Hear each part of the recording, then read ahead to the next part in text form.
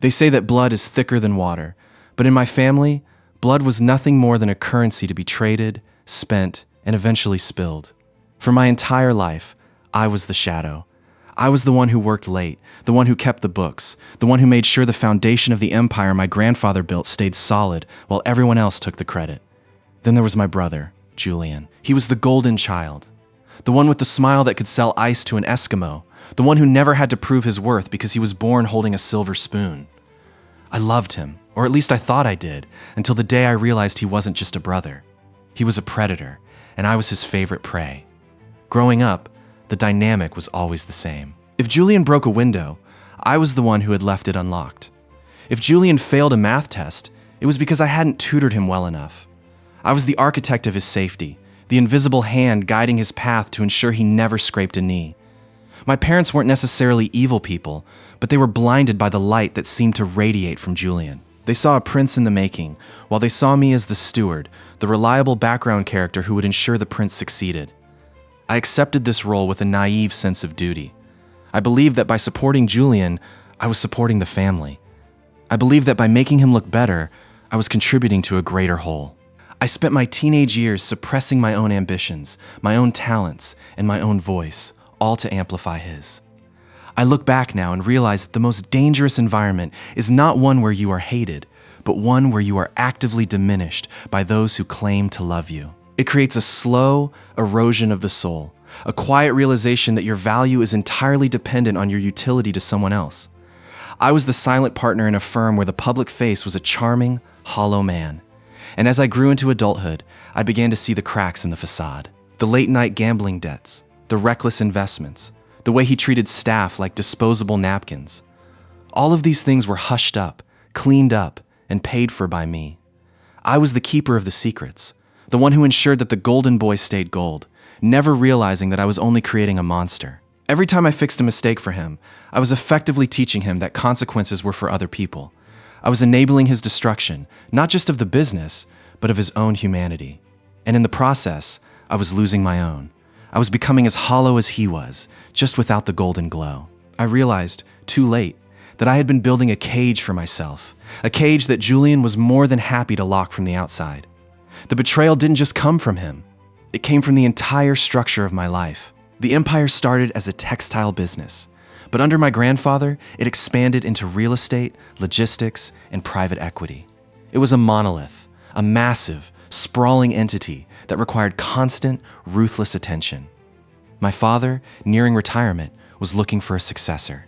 Everyone, including the board, looked to Julian. They saw the charm, the charisma, the ability to command a room without saying a word. They didn't see what I saw, the late-night gambling debts, the reckless investments, the way he treated staff like disposable napkins.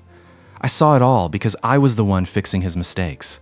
I spent years patching holes in his professional reputation, ensuring that his failures never reached the light of day. I thought I was protecting the family legacy. I didn't realize I was just giving him more rope to hang me with. The office atmosphere at the headquarters was always tense, a delicate dance of power and ego. I remember sitting in meetings where Julian would spout nonsense, things that sounded good but had zero substance. The board members would nod in approval, their eyes glazing over with the expectation of wealth. I would sit quietly to the side, my laptop open, actually crunching the numbers, actually looking at the risks, and actually planning the long-term growth. When I would interject with a fact, with a reality, the room would go silent. Julian would look at me with a pitying expression, as if I were a child who didn't understand how the world worked. He would weave a narrative about vision and boldness, terms that were code for irresponsibility and arrogance. My father would look at me with disappointment, as if my competence was a flaw, a lack of the X factor that Julian supposedly possessed in spades. I felt like a stranger in my own home, in my own office. I was the one who knew every corner of the business, every employee, every client, and yet I was treated as an outsider, a bureaucrat who lacked the spirit of the founder. It was a suffocating reality. I wanted to scream. I wanted to show them the real data, the real projections, the real danger that Julian was steering us into. But every time I tried, I was shut down, ignored, or actively undermined. I had to learn how to play the long game. I had to learn to hide my frustrations, to appear supportive, even when I was witnessing the slow-motion collapse of everything I loved. I started keeping a private record, a detailed log of every bad decision, every lie, every instance where Julian compromised the integrity of the firm. I didn't know what I would do with it, but I knew that I couldn't just stand by and watch. I was like a spy in my own organization, gathering evidence, understanding the enemy, and preparing for a day that I knew was coming. The exhaustion was overwhelming. I was working double shifts, triple shifts, trying to keep the ship afloat while the captain was busy steering it directly into the rocks.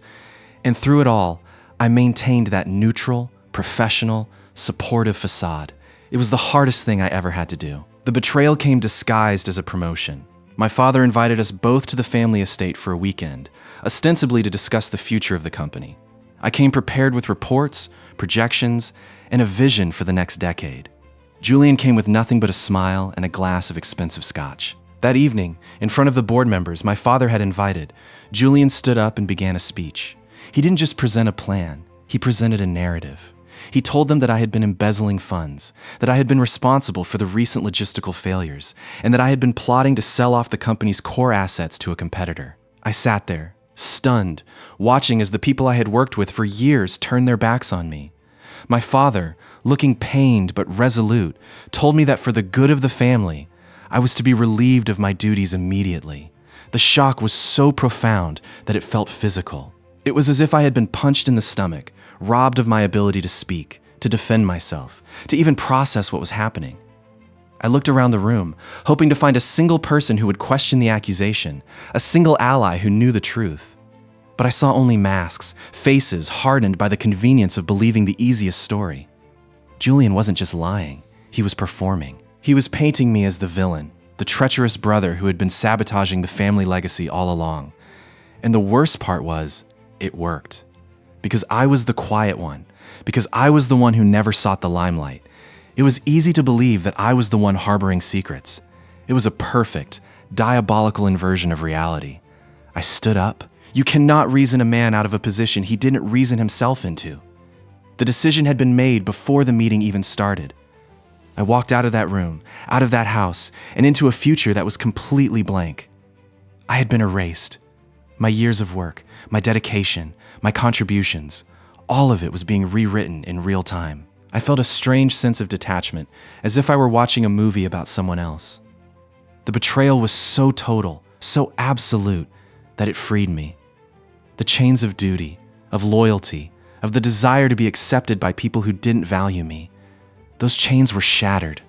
I was alone, stripped of my title, my reputation, and my family. And for the first time in my life, I felt the cold, hard, exhilarating clarity of the abyss. I didn't have to protect them anymore. I didn't have to keep Julian's secrets.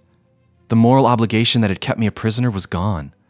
I was finally, irrevocably, on my own. I didn't argue. I didn't cry. I didn't beg for my side of the story to be heard. I knew then that the game was rigged. I simply left the room, left the estate, and vanished into the city. For months, I was a ghost. They thought I was broken, that I would wallow in misery and eventually crawl back to them, begging for a pittance of my inheritance. They didn't understand that, by casting me out, they had given me the one thing I had never had: complete, unbridled freedom. I had spent years in the shadows of the empire, and in those shadows, I had learned everything. I knew the vulnerabilities in the supply chain, the secret backdoor deals, the offshore accounts that didn't exist on any ledger. I knew where the bodies were buried because I had been the one digging the graves. The silence that followed was a space for my rebirth. I moved into a small, nondescript apartment in a part of the city where no one knew my name. I took a job as a consultant for a boutique logistics firm, the kind of work I could do in my sleep. But that was just my cover. My real work happened at night. I used the time to map out the entire structure of the empire. I connected every hidden account, every shell company, every illicit partnership that I had touched during my tenure. I created a digital blueprint of the entire house of cards that Julian was now in charge of. I discovered that his recklessness had only increased since I left. He had been borrowing against future profits, using assets as collateral for even riskier ventures, and creating a mountain of debt that the company could never repay. He was not just incompetent, he was actively destroying the foundation of our wealth. It was a beautiful, terrifying thing to watch from the outside. I felt like an architect who had built a skyscraper only to watch a fool tear out the load-bearing walls. I wasn't angry anymore. Anger is a hot, messy emotion, and it clouds judgment. I was cold. I was calculated. I was precise. I became a student of the market, learning how to manipulate the strings that Julian didn't even know existed. I wasn't just planning revenge. I was planning a controlled demolition. I wanted the collapse to be complete, to be undeniable, and to be entirely his fault. I didn't want to save the company anymore.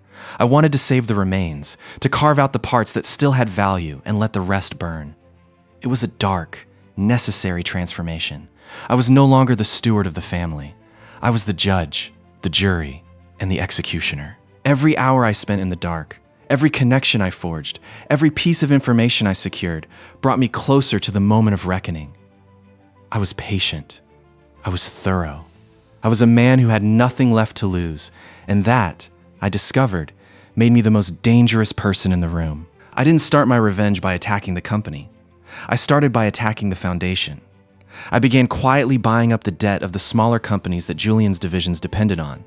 I leveraged my own savings, taking massive risks that the golden child would never have dared to consider. Every time Julian made a reckless decision, I was there to buy the debris. I wasn't just taking back what was mine. I was systematically dismantling his control. It was like playing a high-stakes game of chess where I had already seen every move my opponent was going to make before he even touched a piece. The process of acquiring the debt was like building a web. I had to work through anonymous intermediaries, shell companies, and legal entities that had no ties to my name. It was expensive, exhausting, and required a level of focus I had never achieved before. But every contract I signed, every piece of leverage I secured, felt like a small, sharp stab at the empire that had rejected me. I focused on the logistics branch first, the lifeblood of our real estate operations. By controlling the debt of the shipping lines and the regional distributors, I essentially held the keys to the kingdom. If I wanted to slow them down, I could. If I wanted to force a bankruptcy, I could. I was watching them from the outside, seeing Julian stumble into traps he didn't even know were there. He was making bad deals, overexpanding, and trying to project a sense of invincibility that was entirely hollow. He was borrowing more, spending more, and pretending that everything was perfect. I watched his face on the news, in the business journals, in the corporate brochures. He looked confident, but there was a flicker of desperation in his eyes, a shadow of the fear that his whole world was about to collapse. I was the architect of that fear. I was the invisible hand that was pushing him, ever so slightly, toward the edge. It was a strange, intoxicating feeling. I realized that power isn't just about money. It's about control. It's about being able to shape the world around you in a way that serves your goals, rather than simply being a passenger in someone else's ride. I was the one steering the ship now, even if they didn't know it. I was in control of their destiny, and they didn't have a clue. The climax didn't happen in a courtroom. It happened at the annual shareholder meeting, the biggest event of the corporate calendar. Julian was poised to announce a massive merger, a move he claimed would double the company's value. He had staked his entire reputation on this deal. He walked into the boardroom, looking every bit the triumphant heir. He presented the merger, the contracts were ready for signature, and the champagne was on ice. Just as he was about to sign, a courier entered the room and dropped a thick envelope on the table. It wasn't from a lawyer. It was a packet of documents I had prepared.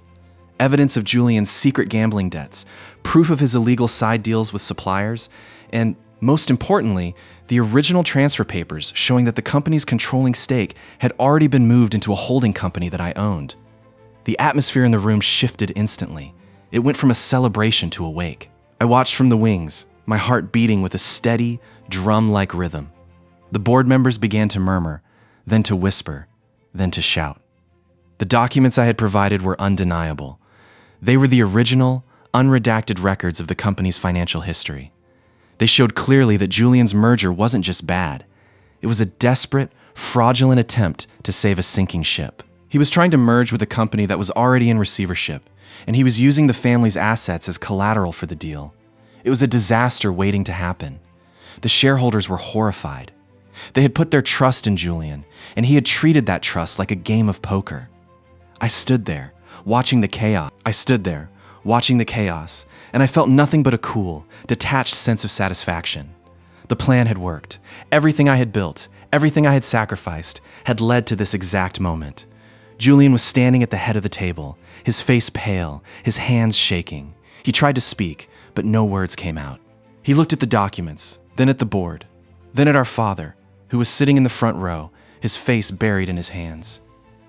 It was the moment of total humiliation, the moment where the golden mask finally slipped, and the rot underneath was exposed for everyone to see. I had won, but the victory felt hollow. I didn't want to be the hero, and I didn't want to be the villain. I just wanted to be done. Julian's face went white. The shareholders, seeing the evidence of the fraud and the sudden realization that the company was no longer in the hands of the family they trusted, began to panic. My father, who had been watching from the front row, seemed to age 10 years in 10 seconds. He realized then that he had cast out the only person who actually cared about the empire, and had instead empowered a man who was willing to burn it all to the ground for his own ego. I didn't walk into the room. I didn't need to. I had ensured that the truth would be its own witness. The room erupted. People were yelling, demanding explanations, and some were even trying to leave before the ship sank completely. It was the corporate equivalent of a stampede. I watched Julian, who was now surrounded by legal counsel and board members, trying to defend the indefensible. It was a pathetic sight. He was scrambling, grasping at straws, trying to blame everyone but himself. But the evidence was too clear, too detailed, and too damaging. I had made sure of that. I had spent months cross-referencing every ledger, every contract, and every communication to make sure that the truth was airtight. The board voted that same day. They removed Julian from all positions, revoked his voting rights, and launched an immediate investigation into the fraud. It was a total, absolute, and permanent end to his career. He was gone, erased from the company's history as quickly as I had been a year before. But this time, it was deserved. I didn't need to do anything else. The system had taken over. The legal mechanisms that the company had built to protect itself were now being used to dismantle Julian's influence. I felt a strange, quiet peace settle over me. The war was over. I had fought it on my own terms, with my own rules, and I had won. But the cost of the victory was something I was only beginning to understand. I had lost my brother, my father, and the family I had spent my life trying to build. I had won the empire, but I had lost everything else. The irony of it was that I had built the company to be a sanctuary, a place where our family could thrive and succeed together. Instead, it had become the arena where we destroyed each other. And as I looked at the wreckage of what we had once been, I realized that the true tragedy wasn't that Julian was a fraud. The true tragedy was that we had allowed the company to become more important than the people who were supposed to run it. Within 48 hours, the board had voted to remove Julian. He wasn't just fired. He was escorted out by security, his reputation in tatters, his credit ruined, and his access to the family wealth permanently severed. The company was in shambles, its stock value cratering, but I was there to pick up the pieces. I stepped out of the shadows and took my place at the head of the boardroom table. It wasn't the victory I had imagined when I was a child. It was colder, sharper, and far more demanding. I didn't feel pride. I felt the crushing weight of responsibility that I had been training for my entire life. Walking back into that building, the building that had been my life for over a decade, was a surreal experience. Everyone was looking at me, some with fear, some with suspicion, and some with a desperate, pathetic hope that I would be the savior. I didn't want to be their savior. I wanted to be their leader. I started with the basics. I laid out a plan to stabilize the company, to prune the dead branches, and to return to the core values that my grandfather had built the business on. I didn't make empty promises. I told them that it would be hard, that it would take time, and that we would have to be ruthless in our efficiency. But I also told them that we would be transparent, that we would be accountable, and that we would rebuild the trust we had lost. The response was mixed. Some of the long-term employees were relieved, sensing that a steady hand was finally at the wheel. Others were terrified, fearing that their own complicity in Julian's schemes would be exposed. I made it clear that I wasn't looking for heads to roll, but I was looking for results. We had a business to save, and we had to be professional about it. Every day was a battle. I was working 14 hours a day, constantly fighting fires, renegotiating with creditors, and trying to project a sense of stability in a market that had already written us off. I wasn't doing it for fame or for money. I was doing it because it was the only thing I knew how to do. The empire was my life, and for the first time, I was the one who was fully in charge. It was a sobering, demanding, and incredibly lonely position. But it was also the only place I wanted to be. I was finally the master of my own fate, for better or for worse. The transition was brutal. I spent the next 2 years working harder than I ever had, cutting the fat, renegotiating contracts, and rebuilding the trust that Julian had decimated. I had to face the board, the employees, and the public, all of whom viewed me with suspicion. I had to prove that I wasn't just a vengeful sibling, but a capable leader. I worked with the same diligence that I had as a shadow, but now I had the authority to implement the changes I knew were necessary. I turned the company around, not by being charming, but by being consistent, honest, and ruthless in my focus. Those 2 years were a blur of meetings, late-night strategy sessions, and constant pressure. I had to learn how to communicate my vision to a skeptical audience, how to build a team that I could trust, and how to navigate the complex politics of a company that had been poisoned from the inside. I didn't have a personal life. I didn't have friends. My life was the company. I was the one who arrived first and left last.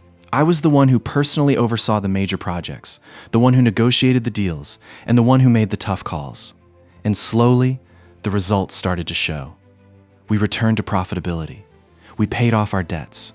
We started to expand again, but in a measured, strategic way. I had achieved what I had set out to do. I had saved the company. But in the process, I had become something else. I had become the very thing I had once fought against.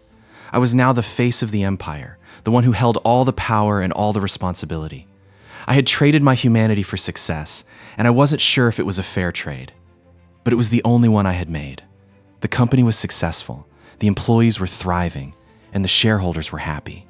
But I was alone. I had no one to share the success with, no one to celebrate the milestones, and no one to lean on when the weight of it all became too much.